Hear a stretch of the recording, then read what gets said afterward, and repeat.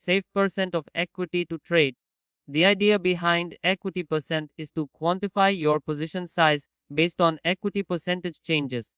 The best way to determine the equity percentage for a position is to determine the size of the position, and the growth of equity will be determined accordingly. Increasing the equity percentage for every trade is always an option, but the higher the profit potential, the higher the risk.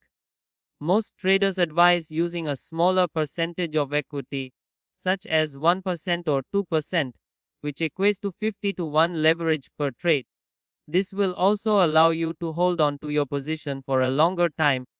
The size of your trades should be proportional to your equity. If your trades fail, you reduce your position size, preventing the account from quickly depleting to zero.